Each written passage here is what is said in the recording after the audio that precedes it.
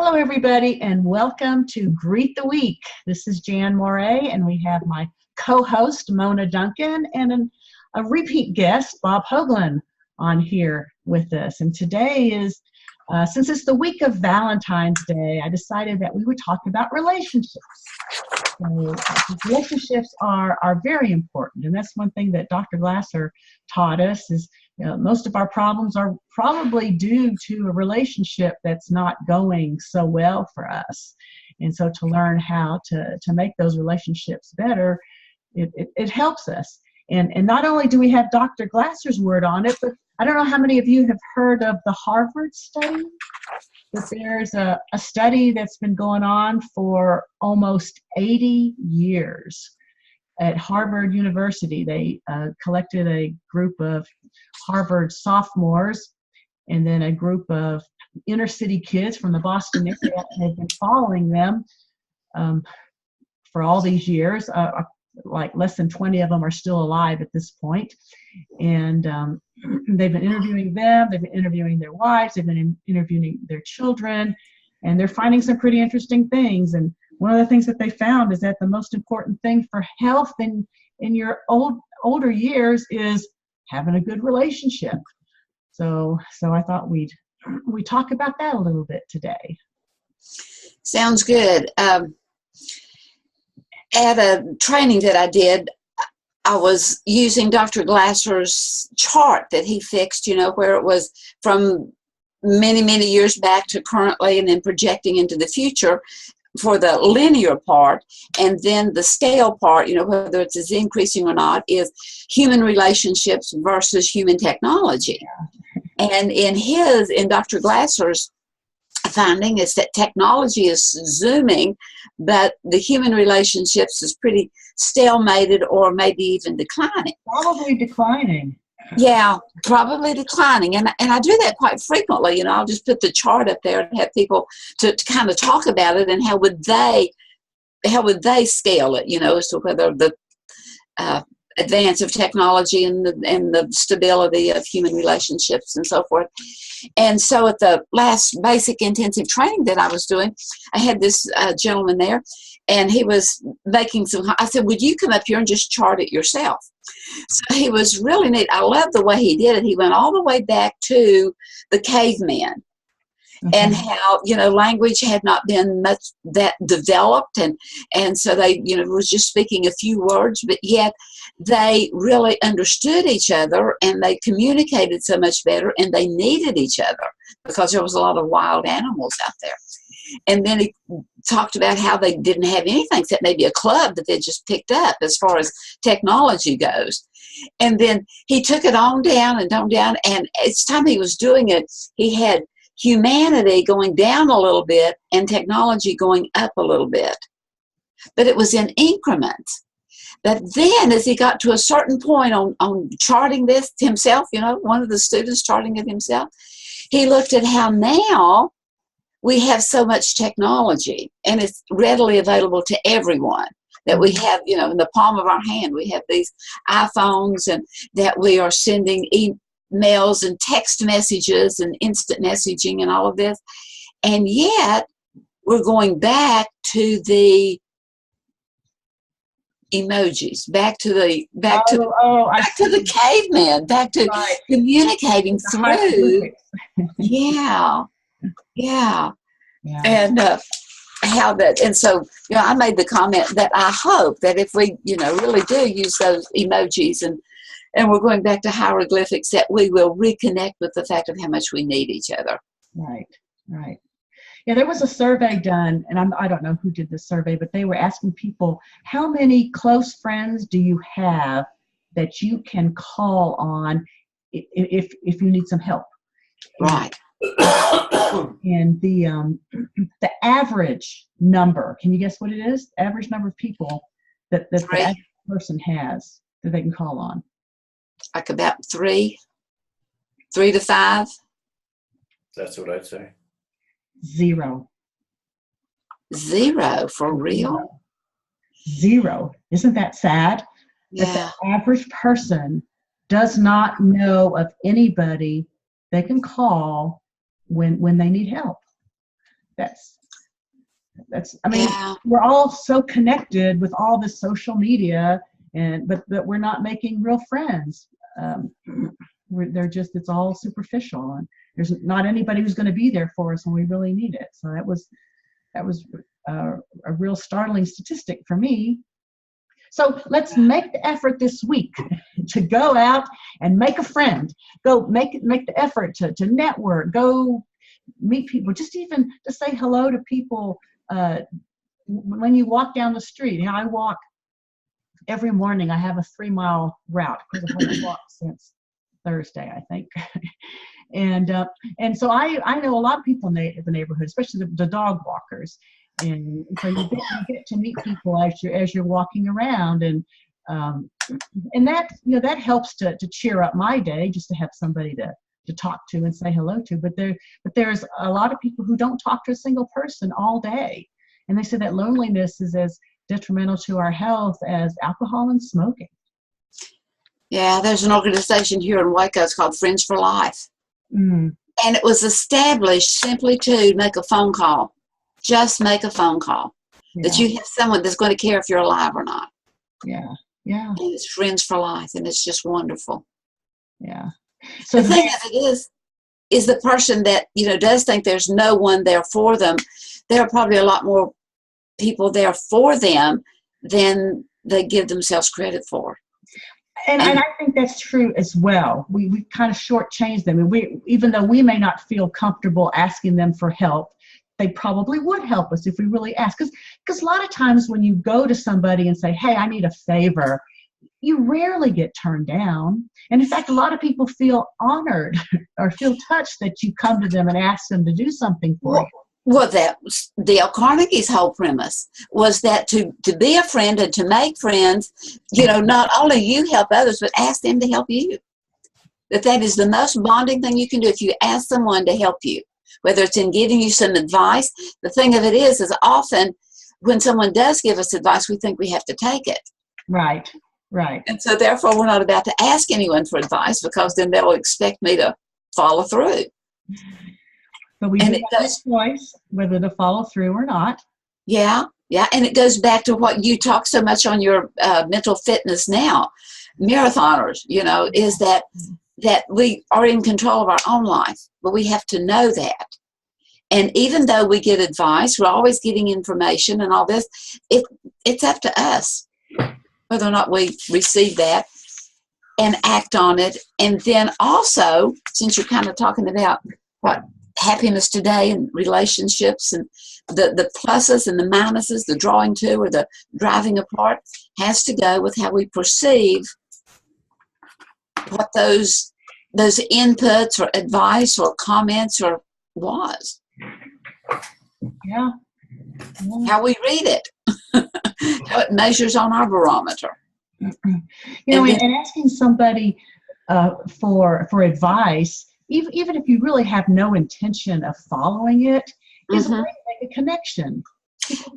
People like to know, to think that they're valid, that what they're thinking is valued, and so that's a way to make friends and to open up a conversation with people. Right.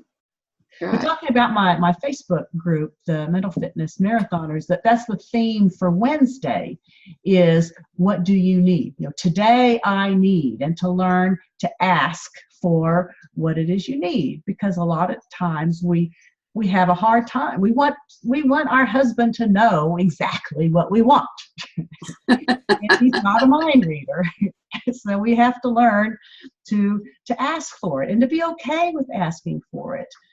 I remember when I was younger, I never asked for what I wanted, and I expected my first husband to know what it was, and it just never worked. And then I would be upset at him because he never did what I wanted, but I never told him what I wanted. And so how are they supposed to know what to do if you don't ask for it? I mean, they can still tell you no. That's still an option for them, but at least you let it out there, and maybe they have an alternative that might be better than for. Right. And it's always going back with asking for without demanding of. Right. Yeah. And then kind of working together to see how it can be, and make the relationship so much better. Yeah. Question. Yeah, Bob. How much of this discussion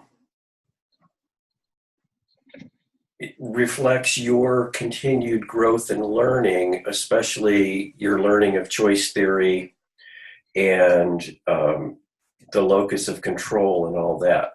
Because you were talking about first husband, second husband, I didn't used to, etc. Oh, I've come a long way from learning choice theory. Yeah, I mean, I took it in, the whole thing. But when I first learned about it, I was divorced. I was not married to my second husband, and my kids were teenagers, and I was going back to school to go into counseling, and the theory resonated with me, and I said, well, okay, if I'm going to use this in my practice, I got to use it in my life first. So I really tried to stick with it, and it's hard. It's very hard at first to admit things, but it sure does pay off in the long run. Can you think of one or two or three, and this would be for Mona also, but one or two or three things as you began learning choice theory or just your own growth that might help somebody who's just saying, I'm not satisfied where I am, I need to do something? Well, the thing is, you don't just say, I need to do something, you need to do something. The action piece is huge. I was reading something the other day about motivation, all these motivational speakers out there that get you all pumped up. Yeah, I'm going to do this, I'm going to do this, I'm going to do this. But then what they lack is in activation. You know, we have all these dreams and things that we want to do, but nobody else is going to do it for you. You can't make anyone else do it. The responsibility lies on you. I'm responsible for my happiness. And once you really grasp that, then things start happening for you. How about you? Right. That we are responsible for our individual lives, and that everything is an integral part of life and learning and happiness, and even sadness is an integral part of life and of learning to be happy.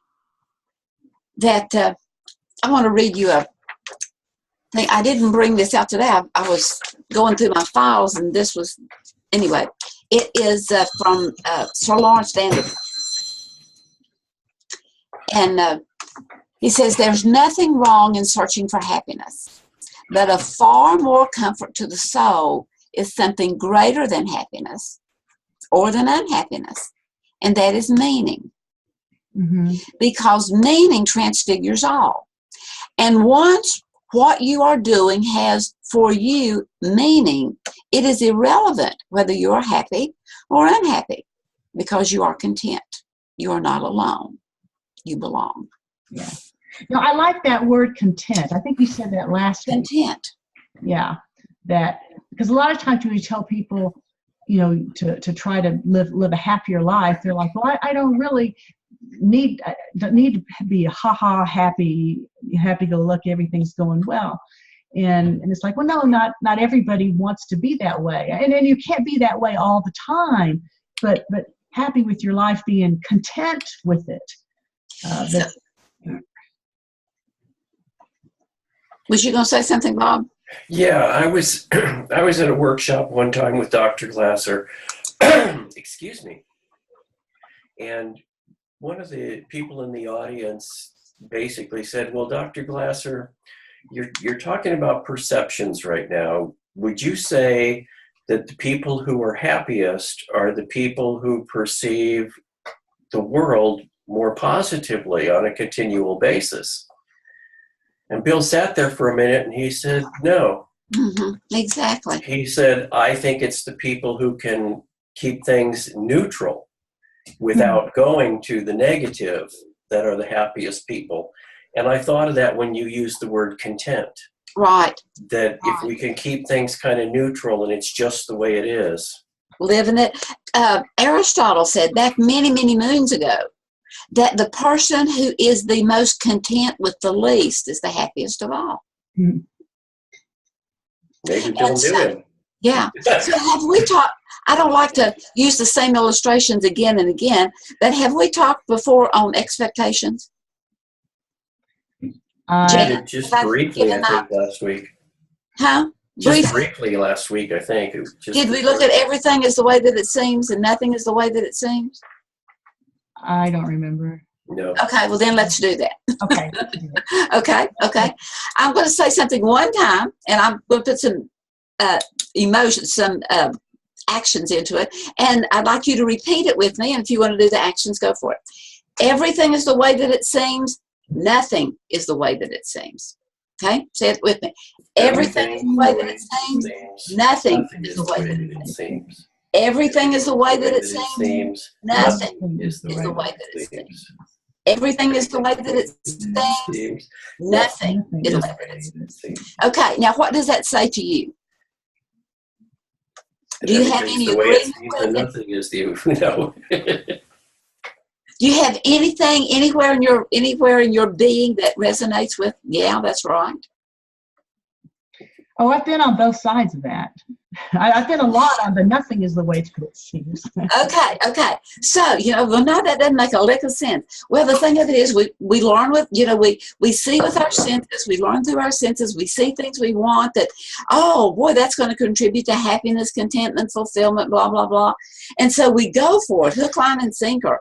And you get it, and then, oh, this isn't at all what I thought it was going to be. It just didn't turn out like it, what it looked, and nothing is the way that was it. And then we get all, we go from the high to the low and all that. So if we bring it in, bring it in, bring it in, bring it in, bring it in, where it's just kind of right here, they're meshing together, okay, meshing together. And so right here we have, what do we have? When nothing's the way that it seems, everything's the way that it seems. When we've got them right here, what do we have? Some things are the way they seem and some things aren't. We have reality. Reality. We have reality. And so we get here and it is what it is. We've talked about that. It is what it is. Yes. So what? Now what? Now what? And so it's looking at what it is. How can I, even with it being so devastating, so disappointing, how can I realize that the way I look at it, maybe that what's in it for me to learn? Mm-hmm. What's in it for me to learn? How is it to strengthen a muscle? Mm-hmm. That is a great question. And still, even in those wonderful things, again, it's to constantly be asking, what's in it? What's in it for me to learn?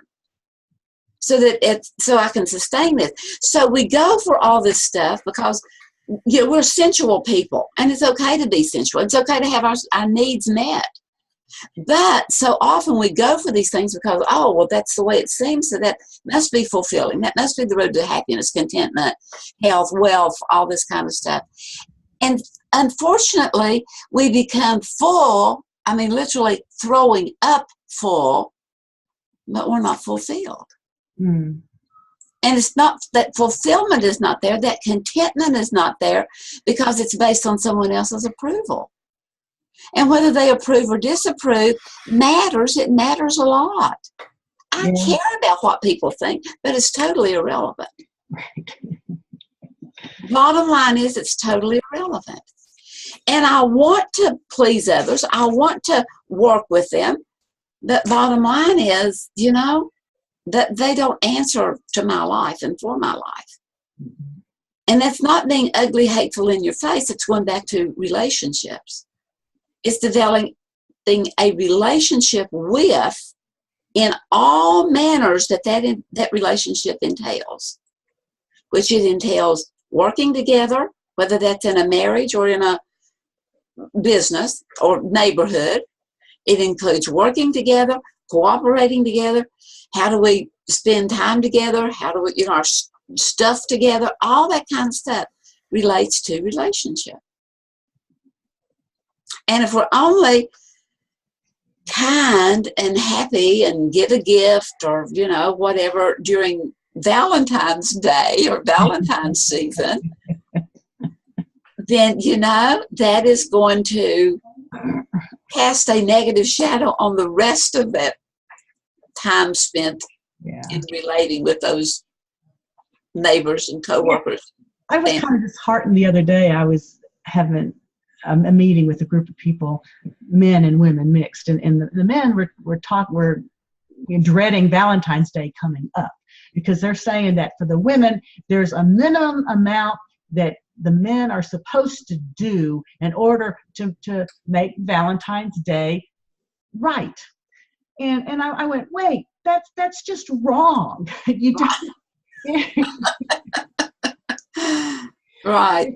That's not how you gauge a relationship, by what somebody does for Valentine's Day. And they said, and it's all one-sided. The woman gets all the stuff, and you have to do everything for her. And I said, that's not right. It's just doesn't work.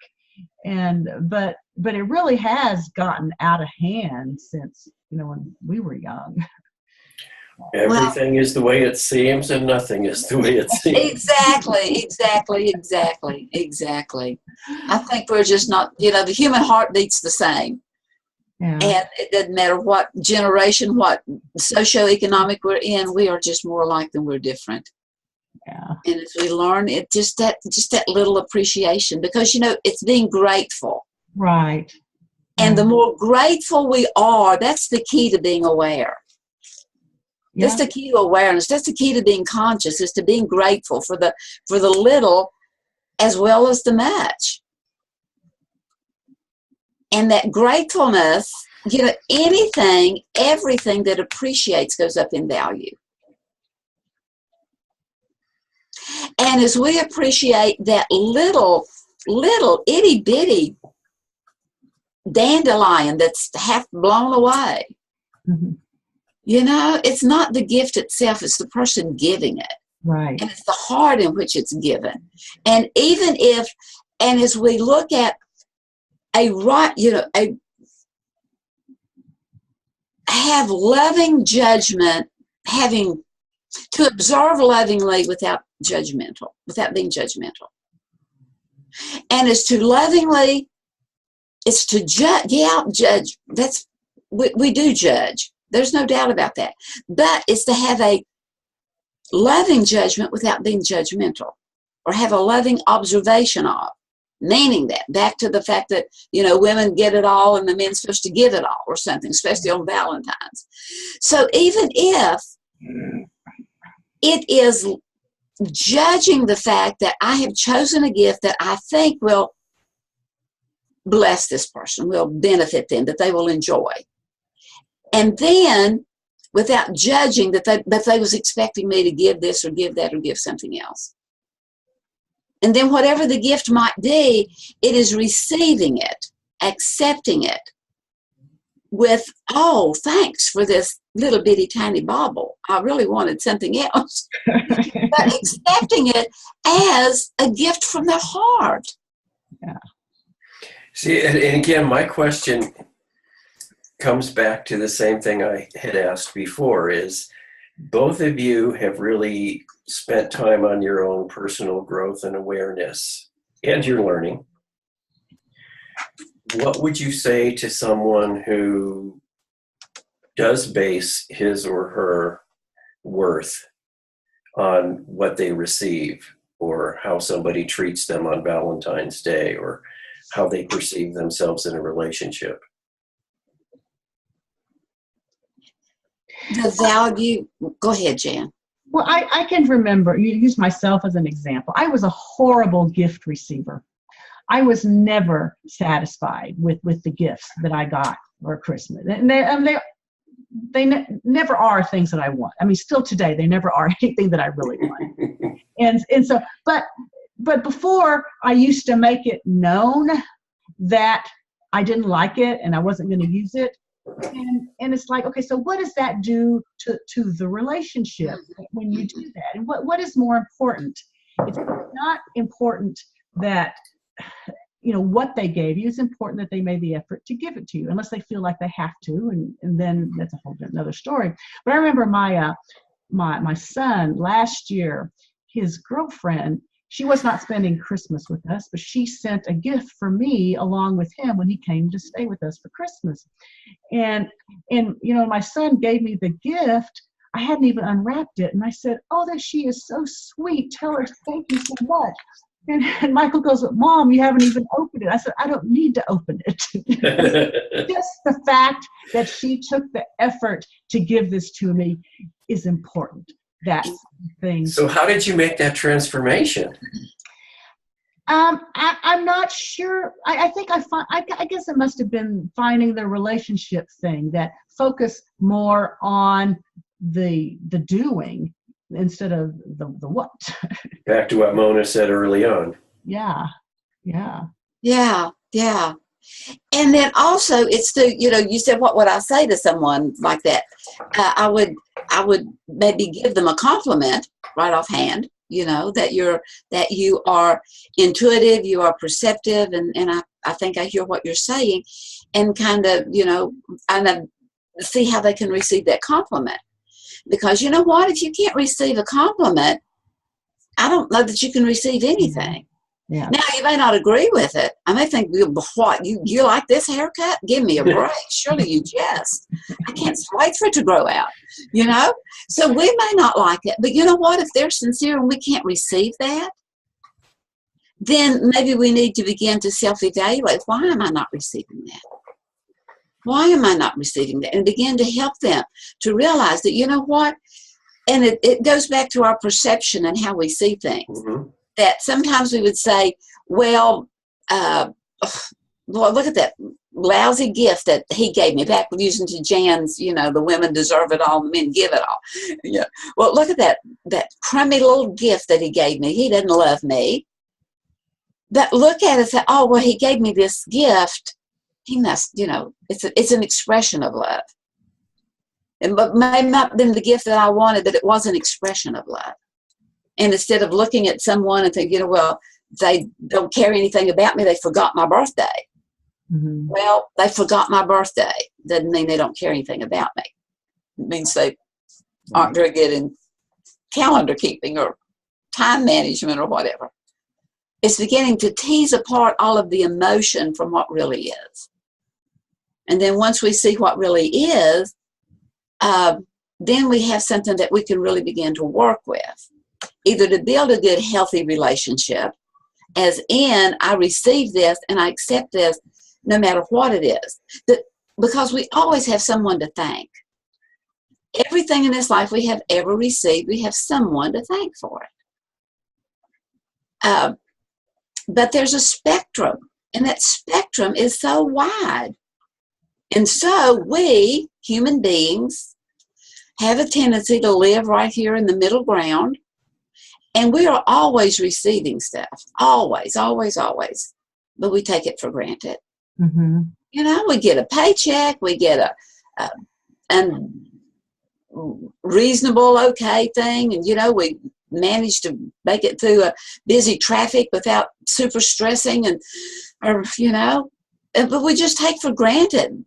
Even the stressors that we stress all about, we take for granted all of those benefits that we have. And occasionally we'll go, over to one direction where, oh, wow, we see it as out of the ordinary, and we're just so thankful that you did this for me or helped me with this. But then on the other spectrum, and it doesn't matter whether it's rest or light, on the other spectrum, there is, thanks a lot. That every one of those are our teacher. And what are they teaching us? It's a life lesson. And what is it? First of all, it's teaching us about us. It's also teaching us about them. And the more we begin to realize that, right here in the middle, the ones that I can maybe take for a little granted for, but yet they're still there for me, maybe that's the real friends. Yeah. Whereas these over here that I've had to be, that I'm so thankful for, maybe I'm biting into something that's not genuine. And they may be the ones that turn out to be, thanks a lot. And as we begin to learn, what have What have I bit into? What am I agreeing to? What am I saying yes to just because this looks good, smells good, tastes good, feels good? Because it may sour on our stomach and turn out to be something that's not good. So it's almost back to, again, what you pretty much started with, is that whole concept of awareness, and awareness of how you're perceiving the gift, the relationship, whatever, but also what you do with it. Exactly. So what? Now what? Am I going to fight against it? Because that so what, and with our perception and with our, you know, we can't see anything different than the way we perceive it. But we can be willing to, this is the problem, we can be willing to walk around it, to see the problem from other angles. And I mean not only other angles as to what the thing looks like, but to other aspects of the way other people may be coming from it. And again, not to read their mind, but to maybe see it from a different perspective. Mm-hmm. And so, because sometimes we will embrace things and it's so cute and cuddly, and it turns out to be a wolf in sheep's clothing. Yeah. And we walk away from it because it takes too much work, but it's the diamond in the rough. And so developing relationships all the way around, not only with people, but with time, with stuff, is worth doing the work. That's the big thing right there. Worth doing the work.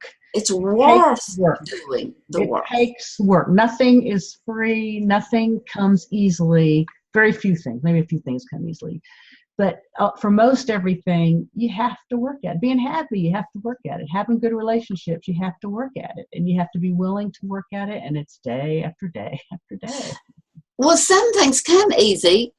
And I suggest that what comes easy is our gifts and talents. Okay.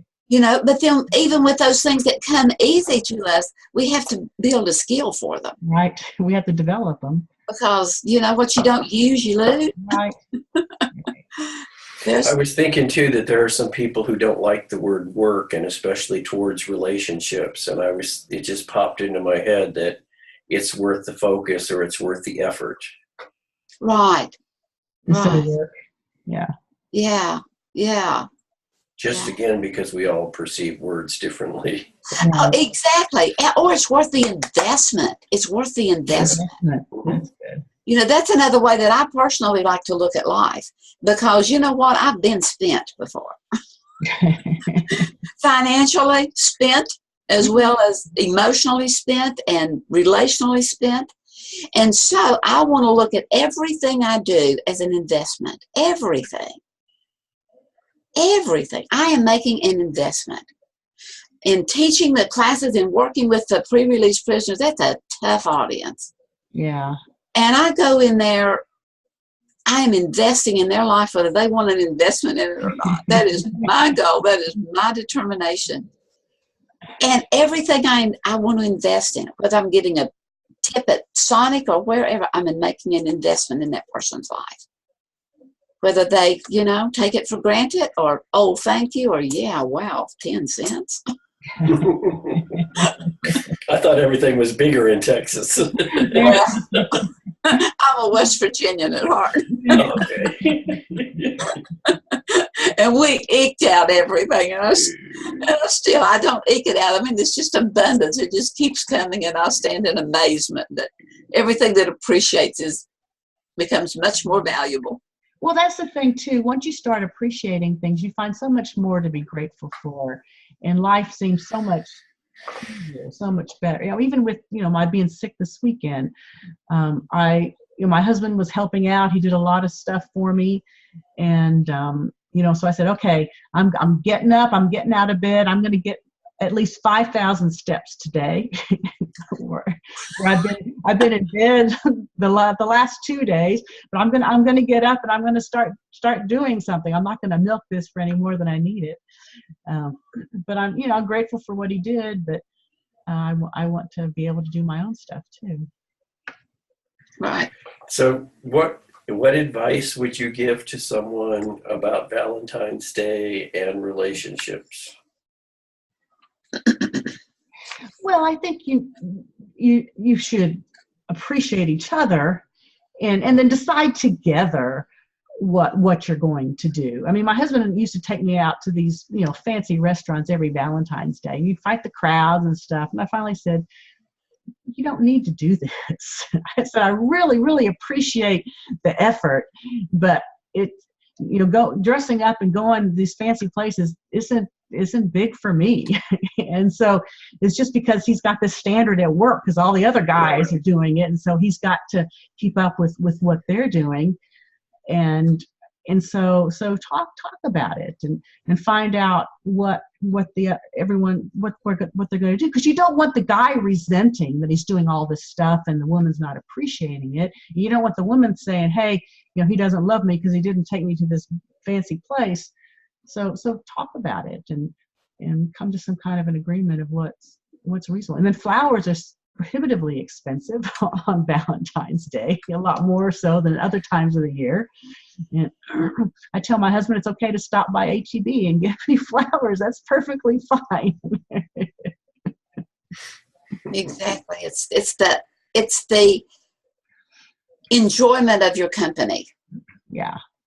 Whatever it is, whether it's sitting at home eating popcorn, watching a movie, as a family unit. Or whether it's going out because, you need those super times together, being special. But have it be something that is an outcropping of, as opposed to a byproduct of. Of course, Facebook may be making things more difficult because people want to post what happened. Yeah. Unless it look so wonderful what they did, but. I think that's hurting us a lot more. Yeah, and again too, anytime that those posts do come, is it a means of just simply sharing, or is it a means of boasting? Yeah. Of one, a one up, or a one down, or coming out either to feel sorry for me. Look what I got. This dandelion that's half blown away, or what's our motive behind everything that we do? And as we begin to look at that, and that goes back to the judging, as we begin to look, what is my real intention? Mm-hmm. And so if my real intention is to be thankful, whether it's something that I would have ordered and picked out for myself or not, then be thankful. Right. And if my intention is to give you a gift that comes from the bottom of my heart, whether it is expensive or non-expensive, then I want to receive the gift that you give me. And I want the gift that I give to, hopefully it will have something there that can be received even from the most discriminating person. Right. And this is related to the relationship issue. It just isn't Valentine's Day. But Jen, when you said, you need to communicate, I mean, I've been married a long time, and I don't know exactly when we decided this, but one of the things that we agreed upon is that I'm not Terry's father and she's not my mother. Exactly. So we appreciate each other on Mother's Day and Father's Day, but it's up to the kids to do their thing. And, some people are appalled when I tell them that, but for us, it works wonderfully because we don't have the expectations and all of that with it. And I mean, I'll make her breakfast or something like that. It's not that you ignore it, but we don't worry about gifts and all that kind of stuff. Right. And that works for us. It doesn't work for everybody. Yeah, for me, I'm not the mother of my husband's children, and he's not the father of my kids.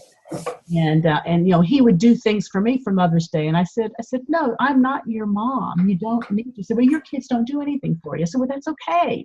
That's between my children and me. It's not. It's not. You're sweet to do something and to want to do it. I appreciate it, but it's not necessary. But and again, I just want to say this, depending on whoever listens or watches this, is that part of this discussion is also coming from the two of you really having some work that you put in, or effort that you put in, or intentionality that you put in to overcome some of the issues that you had, like, gifts could never match. And it's not something you just, immediately start with just because you change your mind. Something you grow into. Yeah. It's all a because growth. both of you have expressed extremely, for lack of a better word, I don't like it, but mature attitudes about things. And to honor each relationship for that relationship itself. To honor each one.